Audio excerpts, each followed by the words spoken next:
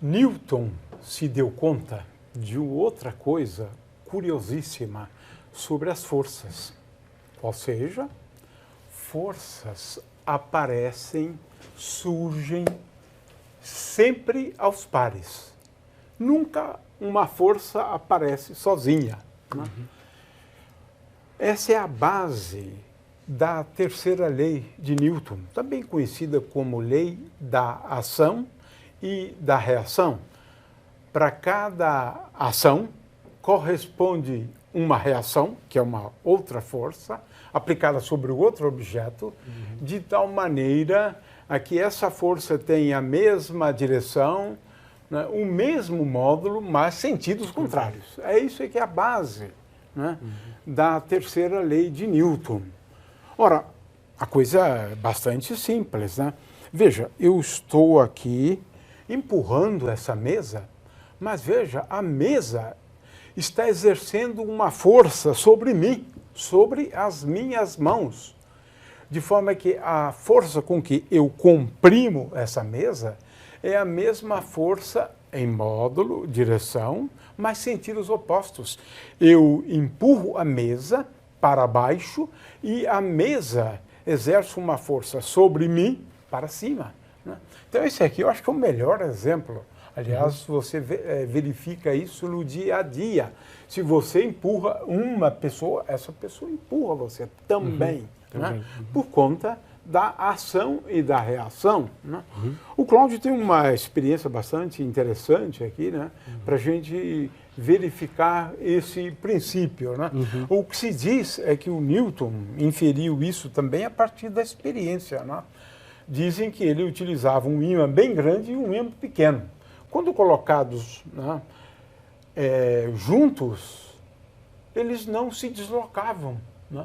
O grande não empurra o pequeno, né? Esse é o fato. Né? Por quê? Porque as forças são de mesmo modo, mesma direção, mas de sentidos opostos. De forma que a soma das forças, né, considerando o sistema, né, de dois ímãs, essa soma das forças é igual a zero. Né? Se bem que são forças aplicadas sobre objetos distintos. Né? Muito bem, então vamos a essa experiência, Carlos. Bom, aqui é uma experiência simples para mostrar, por exemplo, o funcionamento de um helicóptero, de um avião, por exemplo, né? Como que um avião voa, como que ele se desloca. Né?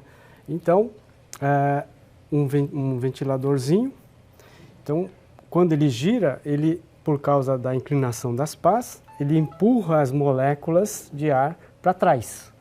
Então, a colisão dessas pás com as moléculas, ela empurra essas moléculas para trás. Então, a pá empurra a molécula de ar para trás, que, por sua vez, pela lei da ação e reação, a molécula empurra a pá para o outro lado. Então, a mesma força que ele faz sobre a molécula para trás, ele recebe para frente. Né? Então, um avião, por exemplo, como é que ele voa? Né? Ele pega o ar através das turbinas e joga uma quantidade imensa de ar com os gases queimados da combustão, tudo para trás. Então, ele empurra o ar para trás e o ar empurra ele para frente. Então, a força que ele usa para ir para frente, um avião de toneladas e toneladas, é a mesma força que ele faz para trás, né? Que é o que o ar recebe. Portanto, é muito perigoso ficar atrás de um avião quando ele está decolando. Né? Existem vários casos de motoristas que passaram atrás do avião na hora da decolagem, ele não percebeu e o carro foi jogado para longe. Né? Por quê? Porque a força que o ar exerce sobre o avião é a mesma força que faz o carro ser jogado para longe. Então aqui, a ventoinha, né, a gente sente aqui o vento, quer dizer, ele está empurrando o vento para trás. Né? Então se eu solto... E ele acaba acelerando, na verdade. Acelerando, exatamente. Aqui se pode admitir a força praticamente constante, né, num intervalo relativamente curto, não pode? Pode. Praticamente constante. Agora, no caso do helicóptero, o que eu tenho? Né? Eu tenho, então, as hélices, as pás, jogando o ar para trás, para baixo, né? Então ele subindo. Tá?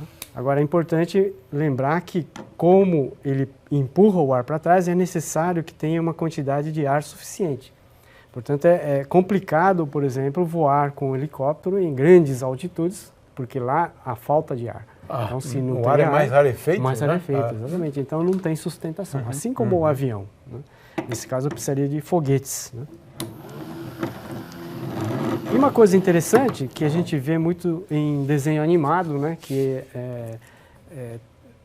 dá uma ideia totalmente errada das leis de Newton, né?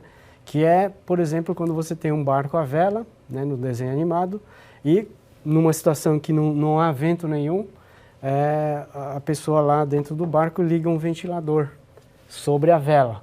Né? Então, ele fazendo vento na vela e o barco começa a andar. Né? Então, quer dizer, isso seria impossível. Né? Quer dizer, isso representaria a vela né, do barco. Então, quando eu coloco a vela bem perpendicularmente ao ventilador, né? Então, ele não vai nem para frente nem para trás. Né? Porque, como um todo, ele está sob a ação de duas forças. Duas forças, exatamente. Então, ele está sofrendo uma força para cá, porque ele está empurrando o ar para lá. Por sua vez, o ar bate aqui nessa vela e empurra a vela para lá. Certo. Né? Então, existem duas forças aplicadas no carrinho, uma para cá e uma para lá. E a somatória delas de mais atrito vai te dar equilíbrio, ele fica em repouso. Exatamente. Né? Agora, se eu tiro a vela, né, e coloco ela aqui, aí sim, né,